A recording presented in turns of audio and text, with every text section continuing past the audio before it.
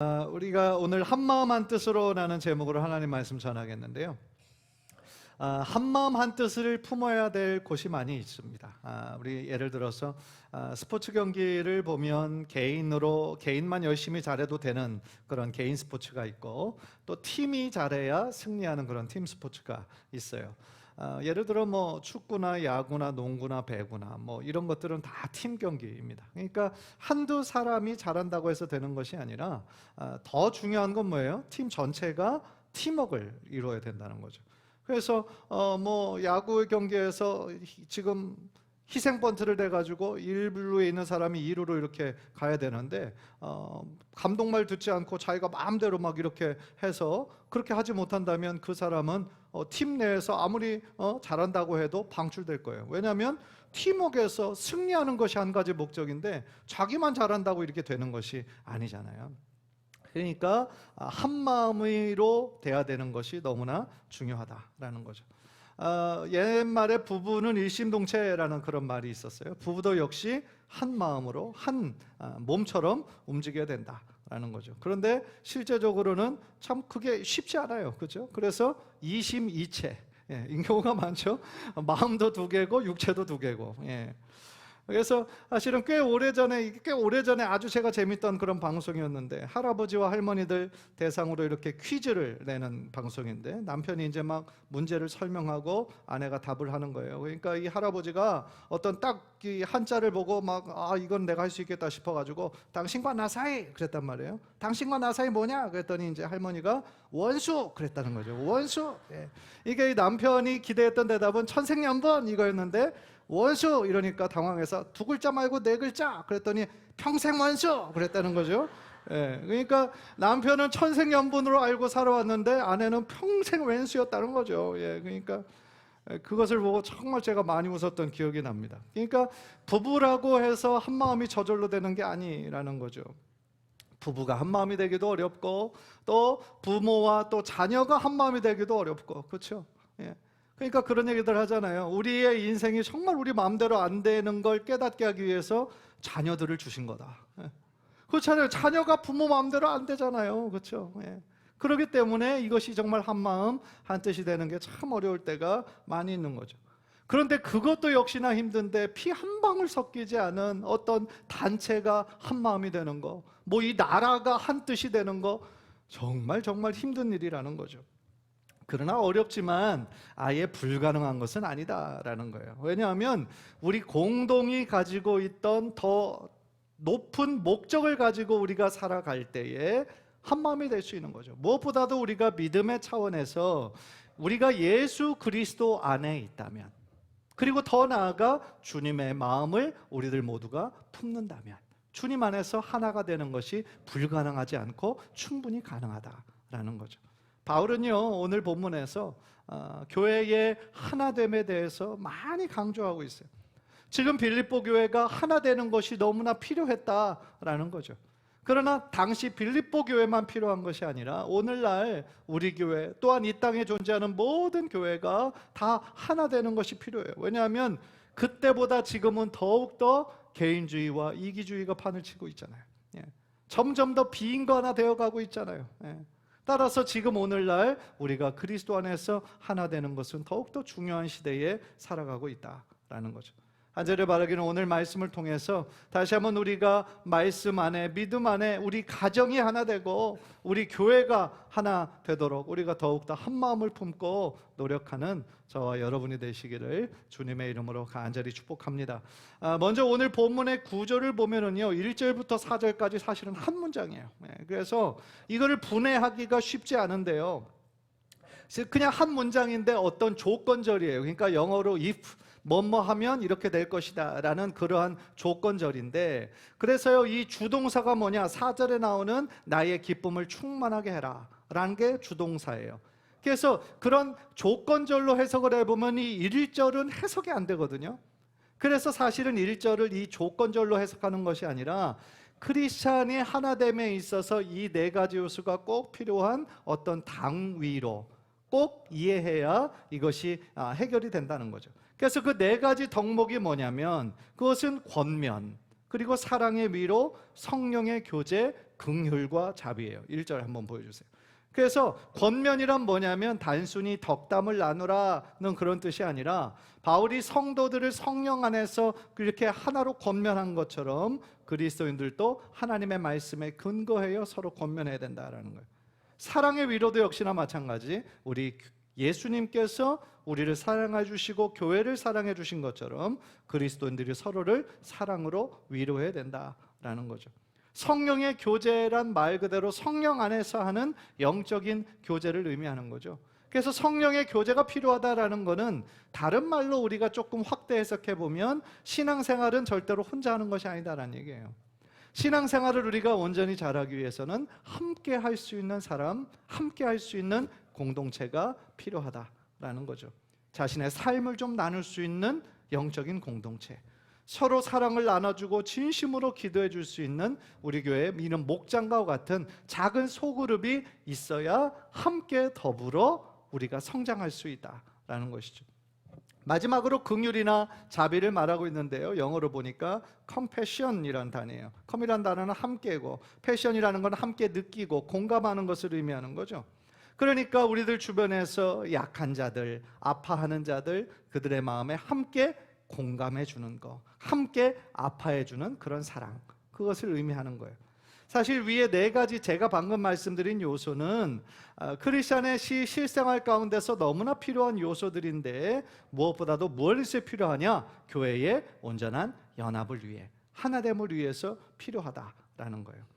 그리고 이제 2절부터는요, 이 바울이 조금 더 구체적으로 권면하고 있는데요, 2절 전체의 내용으로 볼 때 그것은 결국 하나가 되라는 말씀인 거예요. 2절 우리 한번 다 같이 보실까요? 2절 다 함께 한번 읽읍시다. 시작. 마음을 같이하여 같은 사랑을 가지고 뜻을 합하며 한 마음을 품어. 사실은 다 비슷비슷한 단어예요. 마음을 같이하는 거, 뜻을 합하는 거, 한 마음을 품는 거, 결국은 뭐예요? 한 마음이 되라, 하나가 되라 라는 뜻이죠. 그런데 여기에서는 단순히 그냥 어떤 지적인 어떤 그냥 어그리먼, 어떤 동의, 그것만 뜻하는 것이 아니라 온전한 의미에서의 일치를 의미하고 있는 거죠. 그렇다면 바울이 지금 이 빌립보 교회에게 이렇게 온전한 일치를 이루어야 한다고 하는 이유가 무엇일까요? 크게 보면 두 가지가 있어요. 하나는 외적인 거고 하나는 내적인 건데, 외적인 게 뭐냐면 그들에게 지금 공통적으로 가지고 있는 그들을 대적하는 무리가 있었어요. 그게 누구냐면 로마 정부였죠. 왜냐면요, 당시 로마 정부가 기독교도들을 엄청나게 핍박했는데 그 이유가 뭐냐면 당시 로마는 그 황제를 마치 살아있는 신처럼 숭배했어요. 황제를 신처럼 숭배했어요. 그러나 기독교인들의 입장에서 볼 때 살아있는 사람을 지금 신처럼 숭배한다는 것은 뭐에 어긋나는 거예요? 그건 우상 숭배한다는 거잖아요. 그러니까 당시 빌립보 교인뿐만 아니라 당시 초대교회 각 지역에 흩어져 있는 교회에서 그 황제를 신처럼 여기는 우상 숭배를 할 수가 없었던 거죠. 그러니까 로마에서는 당연히 이 기독교도들을 핍박하고 박해했던 거예요. 그러니까 공통의 외부의 적 로마가 있으니까 이 기독교인들은 더욱더 똘똘 뭉쳐서 하나가 되어야 하는 분명한 이유가 있었던 것이죠. 또 하나의 이유가 있었어요. 그거는 방금 외부의 그 로마라고 하는 공통된 대적이 있어서였지만, 또 하나 문제는 내적인 문제예요. 공통의 적을 위해서 싸우기 위해서는 이 교회가 하나 돼야 되는데 지금 교회 안에서 싸움이 있었거든요. 그러니까 바울이 하나가 돼야 된다는 것을 더 강조하고 있는 거예요. 제가 지난주도 약간 말씀드렸지만 4장에 나오는 유오디아와 순두계라고 하는 두 유력한 여성이 교회 안에서 싸움이 있었던 것 같아요. 어떤 것 때문에 싸움이 있었는지는 기록되어 있지 않아요. 그러나 그 둘의 싸움으로 인해서 교회에 나쁜 영향력을 미치고 있었던 것 같아요. 이 빌립보 교회는 조금 배경이 좀 특별하거든요. 왜냐하면 제일 처음 이 빌립보 교회가 시작한 것이 누구로부터 시작을 했냐면 자주장사 누구예요? 루디아로부터 시작을 한 교회예요. 그러니까 다른 교회보다 조금 더 여성의 영향력이 더 많았던 교회가 빌립보 교회였습니다. 그래서 이 요디아와 순두계의 다툼과 하나 되지 못하는 것이 이것이 큰 문제였다는 거죠. 그래서 바울은 4장에서 두 여인을 좀 이렇게 권면하면서 주 안에서 같은 마음을 품어라, 그렇게 권면하고 있는 것이죠. 생각해보면요, 교회 내에서 이렇게 부딪히는 사람들을 보면 대부분 어떤 사람들입니까? 막 성격이 모나거나 고약한 사람들이 아니에요. 그런 사람들 보면 대부분이 열심히 있는 사람들이에요. 열심히 있고 열정이 있는 사람들이에요. 그러니까 자기 나름대로 하나님 사랑하고 교회를 사랑하는 모습을 표현하다 보니까 같이 막 봉사하면서 그러면서 이게 부딪히게 되는 일들이 있는 거예요. 사실은 그냥 교회 출석만 왔다 갔다 하고 사람들도 별로 안 만나고 교제 안 하면 이런 갈등이 안 생겨요. 왜냐하면 기대치도 없고 다른 사람 별로 만나는 것도 별로 좋아하지도 않으면 갈등이 안 생기죠, 아예. 그러나 이런 갈등이 생겼다라는 것은 나름 교회 안에서 열심을 품고 잘해보려고 하는 사람들이었다라는 거죠. 어떻게 보면 참 가슴 아픈 일이에요. 그래서 하나님을 우리가 진정으로 사랑한다라고 하는 것이 우리의 사실은 머릿속에만 있어서는 것이 아니라 결국 그 사랑이 우리의 눈에 보이는 이웃사랑으로 반드시 실천이 되어야 되는 것인데 현실적으로는 그렇게 하지 못할 때가 많이 있는 거죠. 하나님은 사랑하지만 내 옆에 있는 사람은 이게 사랑하지 못하겠는 거죠. 그래서 예수님께서 구약의 가장 큰 계명이 무엇이냐 이렇게 율법사가 물어봤을 때 두 구절을 말씀을 하셨잖아요. 첫 번째 구절은 뭡니까? 내 마음과 뜻과 성품을 다하여 주 너희 하나님을 사랑하라는 이것이 가장 크고 첫째 되는 계명이요. 둘째 되는 큰 계명은 뭐라고 그랬어요? 내 이웃을 내 몸과 같이 사랑하라 라는 거죠. 그러니까 하나님을 사랑하라, 내 이웃을 내 몸과 같이 사랑하라. 두 개가 일치하는 것이 있죠? 사랑이죠, 사랑. 하나님 사랑과 이웃 사랑을 함께 말씀하셨다라는 거죠. 그래서요, 예수님께서 그 하나님 사랑과 이웃 사랑을 말씀하셨는데 이 사도 요한은 조금 더 노골적으로 이 부분에 대해서 말하고 있죠. 요한일서 4장 20절 우리 한번 다 함께 읽읍시다. 시작. 누구든지 하나님을 사랑하노라 하고 그 형제를 미워하면 이는 거짓말하는 자니 보는 바 그 형제를 사랑하지 아니하는 자는 보지 못하는 바 하나님을 사랑할 수 없느니라. 사도 요한은 더 강하게 선언을 하죠. 하나님을 사랑한다고 하면서 눈에 보이는 형제 자매를 미워하면 거짓말하는 거다. 어떻게 그게 가능하냐 하는 거죠. 눈에 보이는 형제 자매들을 사랑하지 못하면서 어떻게 눈에 보이지 않는 하나님을 사랑한다라고 그렇게 얘기할 수가 있느냐. 그거는 불가능하다라고 얘기하는 거예요.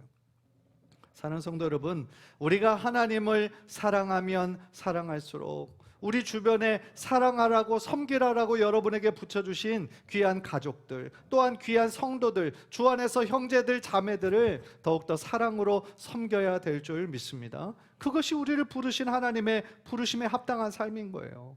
왜냐하면 나 같은 죄인을 살리신 주님의 은혜가 참 크고 놀랍잖아요. 우리가 그거를 다 고백하잖아요. 예수님을 인격적으로 만나신 분이라면. 그런데 여러분, 예수님의 그 크신 은혜가 나에게만 임한 것이 아니라 내가 지금 보기에 별로 못마땅해 보이고 저 사람이랑 도저히 같이 할 수 없는 것처럼 보이는 그 사람에게도 예수님은 동일한 피를 흘려주신 거예요. 우리가 그것을 잊을 때가 많이 있다라는 거죠. 그래서 주님께서 똑같이 사랑하시고 주님이 똑같이 귀하게 여기셔서 그를 위하여 피를 흘려주셨는데 우리는 자꾸 나의 잣대로 나의 기준으로 그 사람을 자꾸 판단한다 이 얘기인 거죠. 그렇다면 그 사람도 사랑해서 하나님의 자녀 삼아주신 하나님을 판단하는 거와 뭐가 다르냐는 거죠. 사실 오늘날의 이 많은 교회의 위기는 뭐냐면 예수님의 그 사랑을 입은 자들이 모인 곳인데 그것이 바로 교회인데 우리가 그 사랑대로 살지 못하는 거죠. 그 사랑대로 실천하지 못하고 있는 거죠. 예수님의 명령처럼 원수를 사랑하라는 것까지는 우리가 나아가지 못한다 할지라도 같은 교회 성도들끼리는 적어도 이 사랑과 하나됨을 실천해야 되는데 이것도 참 어렵다라는 거죠. 그런데 여러분, 교회의 이 역사를 보면은요, 처음부터 이러지 않았어요. 초창기 초대교회에 터툴리안이라는 교부가 있었어요. 교부는 이제 그 교회 안에 어른들, 철치 파더라고 하는 교부가 있었는데 그들은 전도할 때요 늘 이렇게 표현을 했다라고 그래요. 예수 믿는 사람들처럼 그렇게 사랑하는 사람들을 본 적이 있습니까? 이렇게 전도했다는 거예요. 이 세상 사람들에게 예수 믿는 사람들처럼 그렇게 서로 사랑하는 사람들을 여러분들이 본 적이 있습니까? 그러면요, 당시 하나님을 믿지 않는 사람들이 뭐 그들이 믿는 교리나 그들이 얘기하는 예수 그리스도의 부활은 믿지 못한다고 할지라도 이 점에 대해서는 부인할 수가 없었다는 거예요.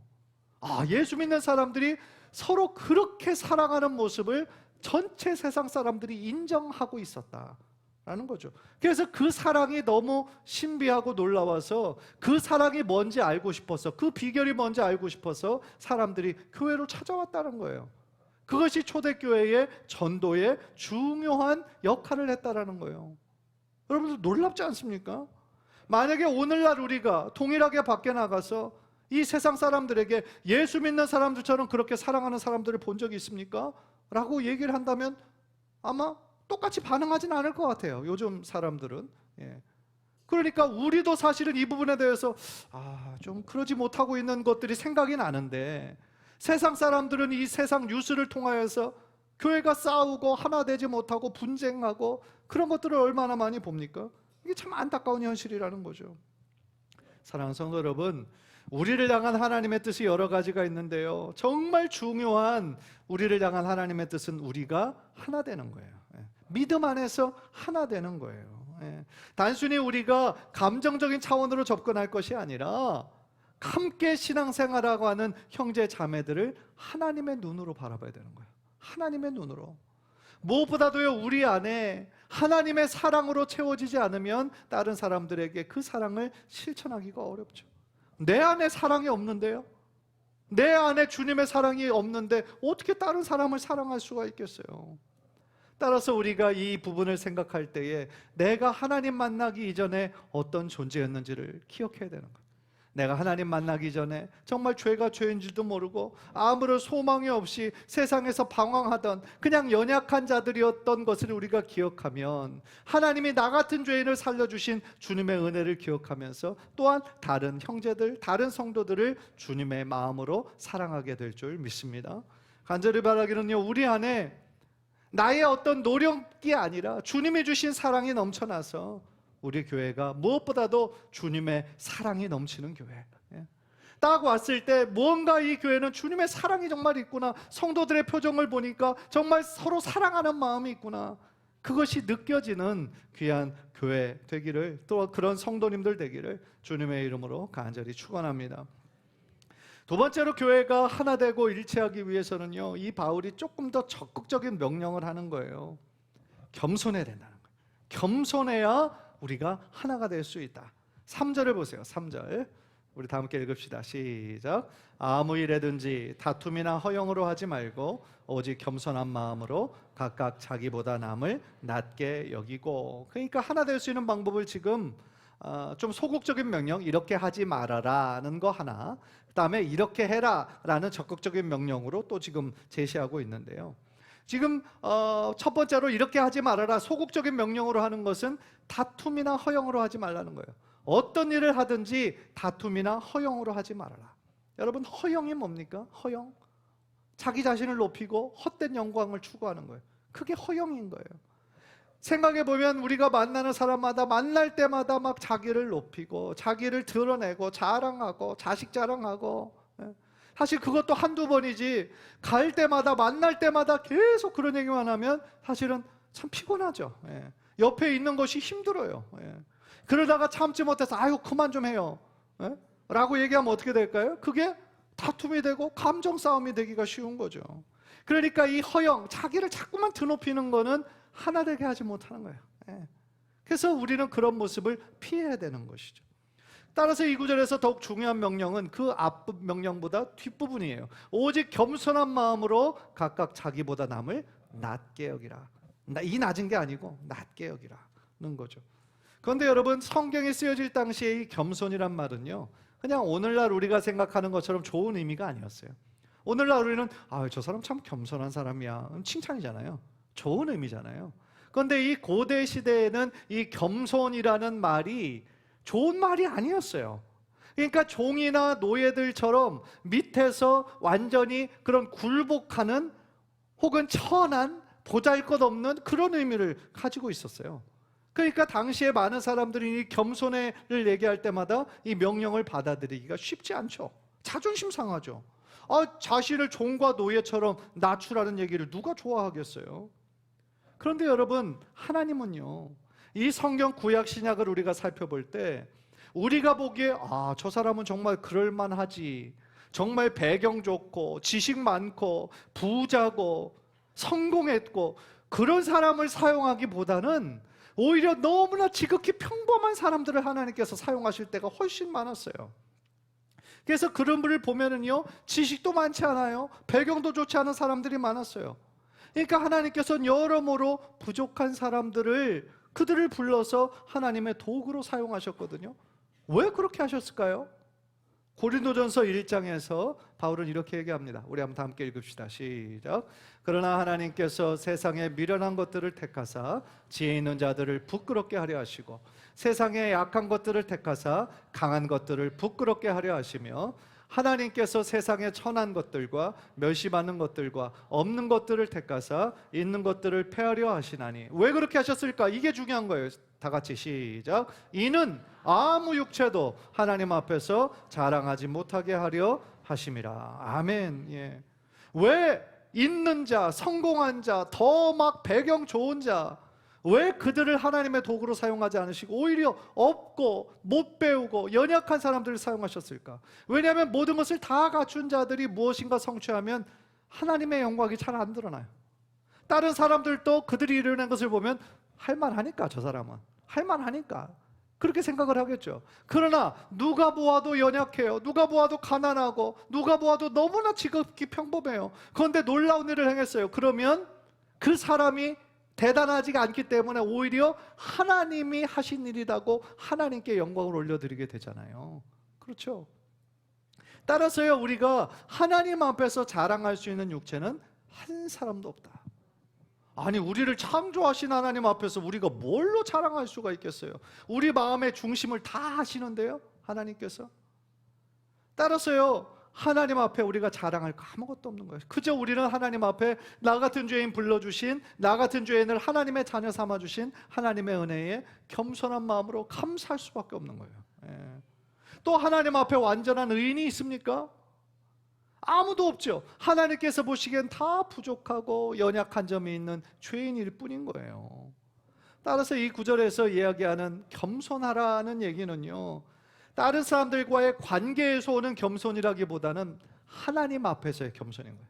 하나님 앞에서의 겸손. 우리가 하나님 앞에 설 때 우리가 얼마나 큰 죄인인지, 그 죄로 인해서 죽을 수밖에 없었던 존재, 나를 예수 그리스도의 죽음으로 나를 살려주신 그 은혜를 기억하며 하나님 앞에 바짝 엎드리라는 얘기인 거죠. 그런데 여러분, 성경 속에는 참 놀라운 역설이 많이 있습니다.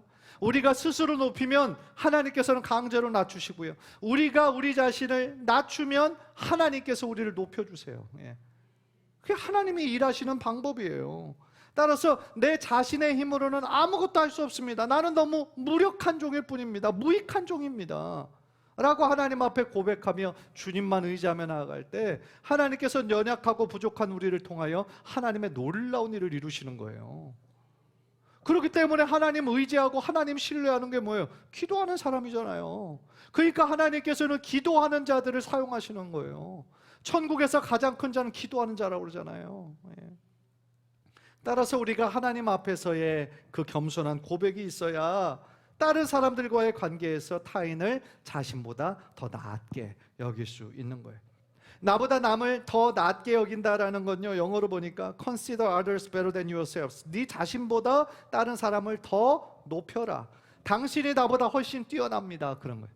당신이 나보다 뛰어납니다. 나는 당신에 못 미칩니다. 예, 그런 뜻이에요. 그런데 여러분, 방금 전에 말씀드렸던 것처럼 만약에 상대방이 나보다 더 많이 배웠고 또 더 많이 성공했고 또 더 많은 것을 가지고 있으면 우리가 이렇게 당신이 나보다 훨씬 뛰어나요 라고 하기가 쉽죠. 사실은 그게 사실이니까. 그런데 사실은 그 반대의 경우일 때는 이런 말 하기가 쉽지 않죠. 예. 나보다 모든 것에 있어서 다 별로이고 나보다 다 떨어지는 사람한테 나보다 이 상대방을 높여주고 그렇게 하는 거 나의 노력으로 쉽지 않은 얘기죠. 그렇다면 우리는 상대방을 어떻게 겸손함으로 대할 수 있습니까? 서울신학교 고등학교 교수님이었고 지금은 은퇴하셨지만 홍성철 교수님이 그의 빌립보서 강해에서 이렇게 설명을 했어요. 남을 나보다 낮게 여기는 거는 우리가 하나님의 거룩한 눈으로 봐야 되는 거고, 모든 사람을 위해 희생하신 예수 그리스도의 십자가를 통해서 그 사람을 봐야 된다는 거예요. 제가 아까 전에 말씀드렸죠. 세상적으로 너무 평범하고 보잘것없는 사람처럼 보인다 할지라도 하나님께서 그 영혼을 너무나 사랑하셨고 자신의 사랑하는 아들 예수의 생명까지 주신 너무나 존귀한 존재인 거예요.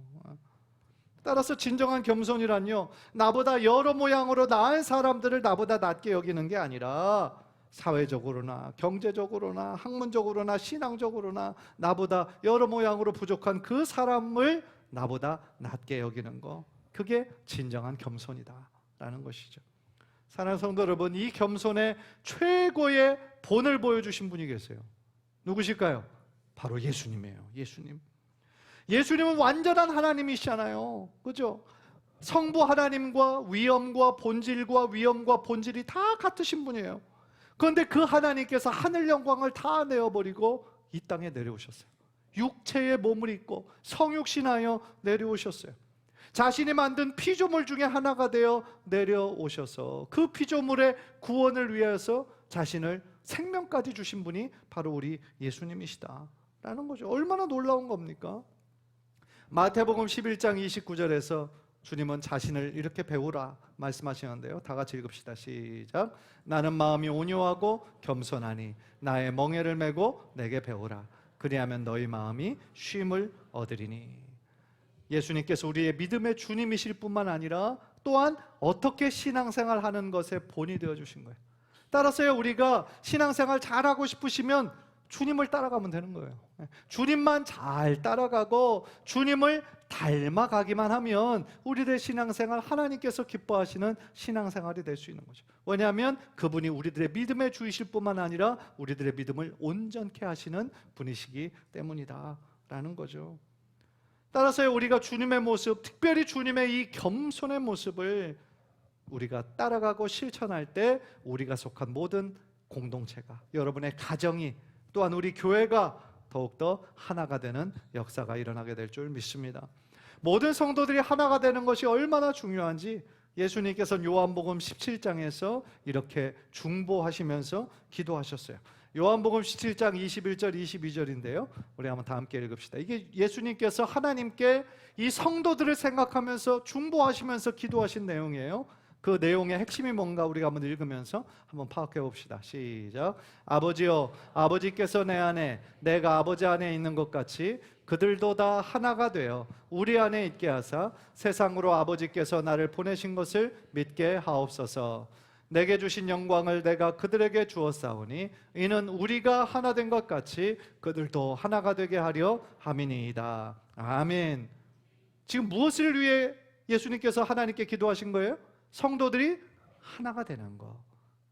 예수님이 성부 아버지 하나님과 성령 하나님과 하나가 된 것처럼 온전한 삼위일체를 이루어서 영원한 교제를 사랑 가운데 이루어내시는 것처럼 우리도 하나님을 믿는 자로서, 예수님 성령님을 믿는 자로서 우리도 주님의 사랑 안에서 하나가 되어 주님의 기쁨이 되는 것이 하나님의 우리를 향한 뜻이라는 것이죠. 하나님, 사랑하는 성도 여러분, 하나님께서는 겸손한 자를 사랑하시고 또한 축복하실 뿐 아니라 겸손한 사람을 하나님의 축복의 통로로 사용하세요. 간절히 바라기는 우리들 모두가 이 주님의 진정한 겸손의 모습을 우리가 정말 실천하고 닮아가서 하나님께서 원하시는 교회의 하나됨을 우리들의 삶 가운데 온전히 이루어드려 하나님께 큰 영광 올려드리는 저와 여러분 모두 되시기를 주님의 이름으로 간절히 축원합니다. 기도하겠습니다. 우리 한번 기도할 때, 주여, 우리 가정이 사랑으로 하나 되게 하소서. 우리 교회가 주님의 사랑으로 하나 되게 하옵소서. 우리들 모두가 주님의 겸손을 담게 하시고 주님의 겸손의 마음을 실천함으로 내가 속한 그곳이 하나님 기뻐하는 그곳이 될 수 있도록 하나님 축복하여 주옵소서. 주님의 마음을 허락하여 주옵소서. 주님의 사랑을 부어내려 주옵소서. 우리 그 제목 가지고 주여 한번 부르고 통성으로 기도합니다.